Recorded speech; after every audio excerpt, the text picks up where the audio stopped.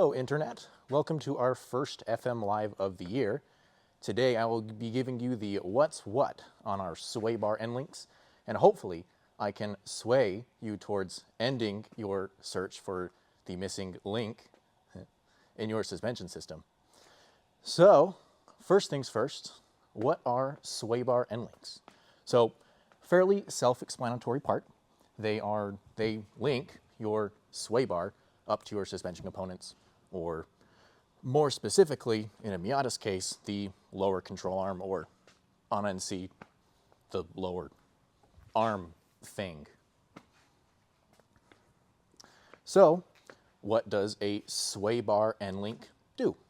So if you want to back it up a little bit, the actual goal of a sway bar is to decrease, or at least attempt to eliminate, body leaning in corners or just hard turns in general. So the sway bar link does its magic by connecting your sway bar to your suspension components. So lets the sway bar do all its sway bar magic. Why do I need these fancy gold adjustable end links? So two reasons, or two main reasons, I guess I should say. A sway bar is most effective when it's as perpendicular to the ground as you can get it.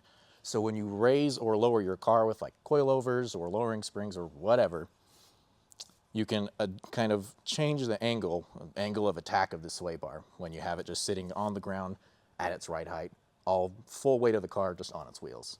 So with adjustable sway bar end links, you can kind of change the angle of attack a little bit more, instead of going from, this, where it's not as effective, to kind of flat, where it's at its most effective.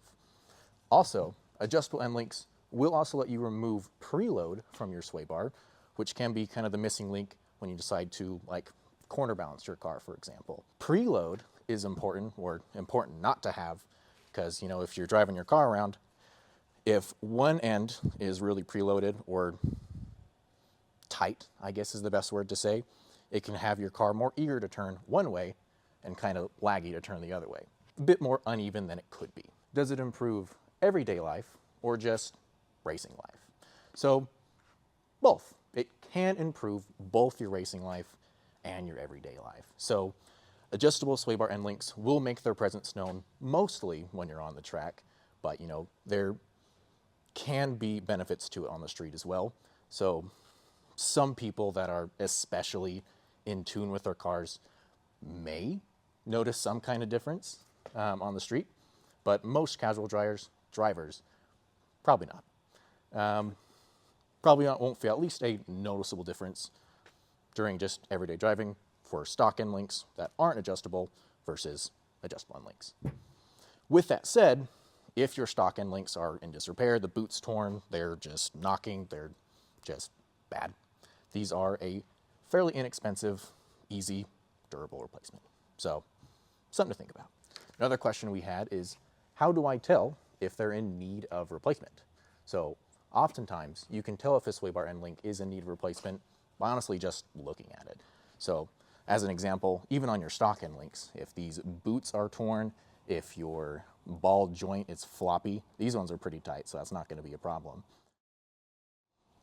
Or, as an example, even if you're just driving your car around and you can hear maybe a knock, if you just turn your wheel side to side, you can feel a little bit of a knock. It's a good chance that these are bad.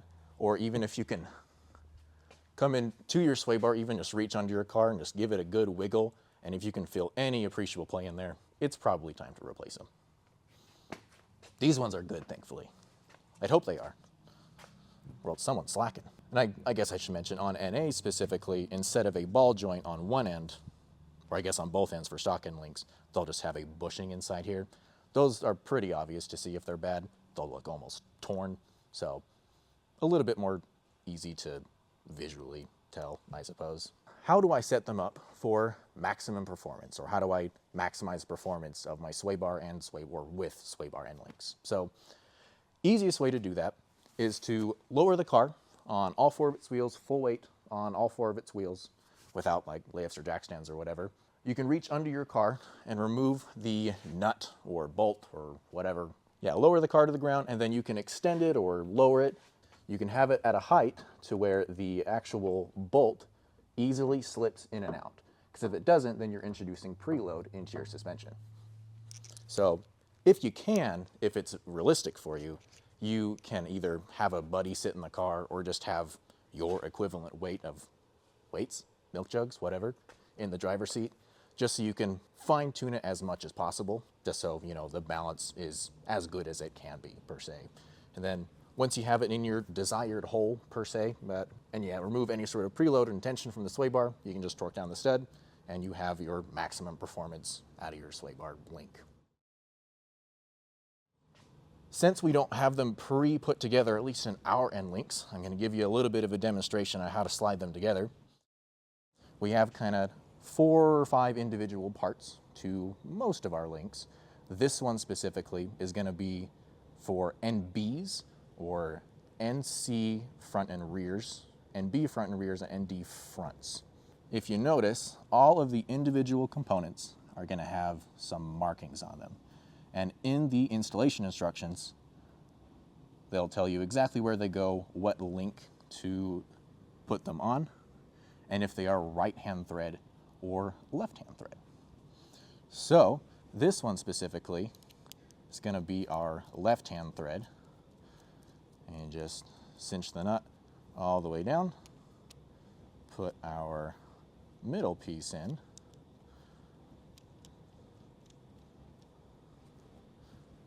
and do the same on this side. And this one here is our right-hand thread piece. And you cinch that nut down. Maybe. I promise there's threads in here. Ooh. We're getting there. All right, there you go. Easy peasy. So, and then if you want to adjust them while they're on the car or even just while they're off the car, just twist this middle guy. And because there are different threads, right-hand thread and left-hand thread, you can just twist it one way and they will extend and lower as much or how little you want. So pretty darn easy. Cool. So that goes over my spiel. Now we have a bunch of Instagram and Facebook questions that I'll go over. First things first, are adjustable end links needed to retrofit an NB front sway bar on an NA, or will factory end links work? Kind of. So it really depends what you have. So NA8 and NB bars specifically have or front bars I should specify, have a slightly different shape to them. NBs, you'll notice, are a little bit flared out. So putting them on an NA8, for example, is probably pretty difficult. I won't say go as far as say impossible, but just get an NB bar so it just bolts on and you'll have a bunch of problems. You may be able to fit NA8 bar on an NB because there's a little bit more movement, so there are ball joints on both sides on NBs. So you might be able to squeeze it in there somehow if that's all you can get your hands on. And obviously some sway bar is better than none sway bar, at least in this case. There's a lot more to that. But NA6 bar specifically, front bar, this is an NA6 rear bar, but that doesn't matter. NA6 front bar, that's not going to fit on NA8 or NB unless you were able to move the actual mounting points back, like these guys in the middle, since it is a physically shorter bar or it's inboard to the chassis a little bit more. So that's just not going to work for you. So 1.8 to 1.8 maybe, 1.6 to 1.8. Our next question here is, will longer or shorter sway bar end links affect ride quality or suspension stiffness? Probably not. On a Miata, or with really any sway bars that are for a Miata, at least not any appreciable amount, you're not going to notice any sort of ride quality difference with like a thicker sway bar or misadjusted sway bar links, basically. You know, maybe with other cars, if you have a real beefy sway bar, it may give you some kind of noticeable difference in ride quality or ride stiffness, or you might notice maybe one side is a little stiffer if they have preload or something. But with the Miata bar and the rates we use, probably not. Or unlikely, I should say, not with ours. Next up here, so is it worth it to have adjustable end links on stock or near stock ride height? Sure. So the thing to remember here is in a sway bar, no preload is best preload. So if you have no preload in your sway bar, you're at an advantage over a sway bar that has a little bit of preload. So sure, yeah, use them if you have stock shocks. Go for it.